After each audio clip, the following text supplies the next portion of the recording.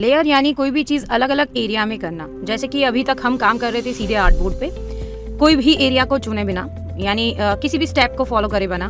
But हमें किसी भी स्टेप को फॉलो करना है, यानी इजीली हमें मूवमेंट के लिए कोई एरिया बनाना है, तो वो लेयर पैनल हेल्पफुल है। विंडो के अंदर जाओगे तो वहाँ पे एक लेयर पैनल अवेलेबल है जिसकी शॉर्टकट की है F7। जैसे ही आप ऑन करोगे आपकी स्क्रीन पे एक लेयर का डायलॉग बॉक्स आ जाएगा। लेयर का मीनिंग है कोई भी चीज़ ऑन लेयर, यानी हम पेज के ऊपर पेज रखते हैं, वैसे ही हम किसी भी चीज़ को अरेंज करना चाहते हैं तो अरेंजमेंट के लिए लेयर यूज़ किया जाता है। यानी एक परफेक्ट स्पेसिफिक अरेंजमेंट के लिए लेयर यूज़ करते हैं। किसी भी परफेक्ट अरेंजमेंट के लिए हम लेयर यूज़ करते हैं। एग्जाम्पल के तौर पे अगर हम देखें तो यहाँ पे मेरे पास लेयर पैनल ऑन है। पहले लेयर पैनल को समझ लेते हैं। ये जो है वो लेयर का एक आइकॉन एरिया है।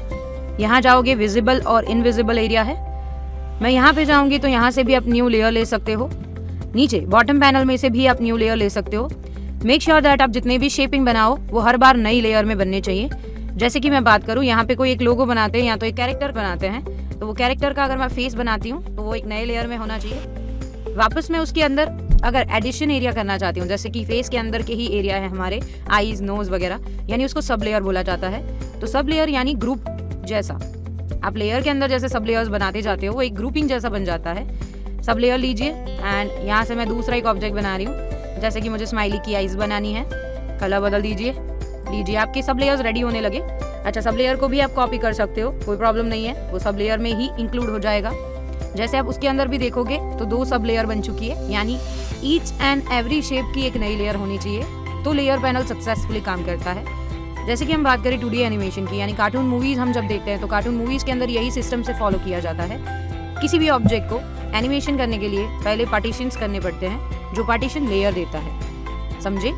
Very nice. ओके, उसके बाद अगर मैं बात करूँ, मुझे किसी भी चीज़ की मास्किंग एरिया करनी है तो वो भी मास्किंग नीचे अवेलेबल है, जो आप डायरेक्टली क्लिकिंग से कर सकते हो।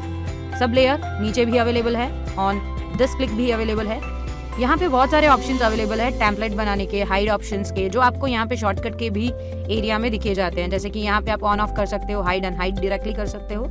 सो लेयर पैनल बहुत इजी है to work out with. Layer panel में हमें इतना ही याद रखना है हर बार कि हम हर एक चीज़ नई नई लेयर में करें, ताकि वो इजीली हम उसको सेलेक्ट कर पाए। ओके, अगर मैं बात करूँ दिस रिंग की, ये रिंग है हमारी अपीयरेंस के लिए, यानी आपने जो बनाया है, जिस चीज़ को बनाया है उस लेयर के अंदर, उसको आप इजीली सिलेक्ट कर सकते हो bye double clicking on it. यानी जैसे ही आप सिलेक्ट करते हो वो लेयर एक्टिव हो जाती है ऑन बोर्ड, यानी आप उसको एडिट कर सकते हो, मूव कर सकते हो, ब्रशेस दे सकते हो, यानी जो भी चीज़ें आपको अलाउड करनी है उसको एग्जैक्टली वह सारी चीज़ें आप डबल क्लिक से इस रिंग पे सिलेक्ट करने से कर सकते हो। वो अपीयरेंस रिंग है हमारी, जिससे आप उसके अंदर काम कर सकते हो। ओके, सो जब भी आप लेयर के साथ वर्कआउट करते हो, मेक श्योर दैट कि आप हर एक चीज़ नई लेयर में बना तो रहे ही हो, साथ साथ में आप अपीयरेंस भी चेक करते जाइए, ताकि आपको पता पड़े कि एक लेयर में कितनी चीज़ें अवेलेबल है हमारे पास।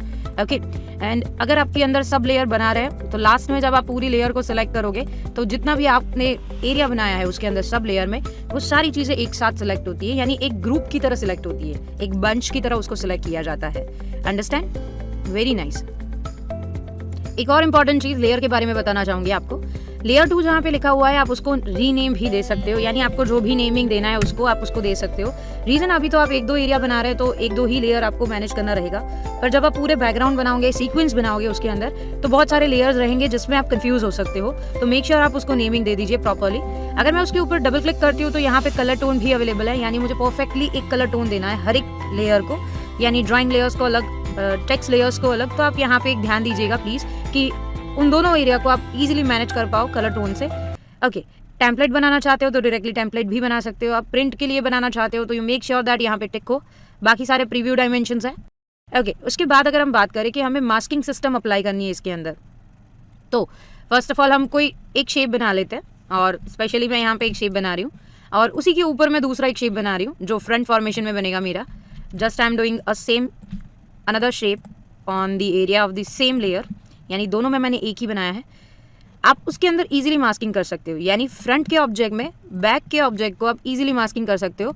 As in I am giving the example, मैंने उसके अंदर पैटर्न भर दिया ताकि वो अलग दिखे। दोनों को सिलेक्ट करके जस्ट नीचे से आप मास्क प्रेस कीजिए, आपका जो भी बिहाइंड ऑब्जेक्ट था वो अपर ऑब्जेक्ट के अंदर, यानी ऊपर रहा हुआ ऑब्जेक्ट के अंदर मास्क हो गया। देखिए, लेयर पैनल बहुत ईजी है टू वर्कआउट विथ, तो आपको बहुत ईजी टेक्निक्स मिलेगी जब आप काम करने बैठोगे तब, राइट।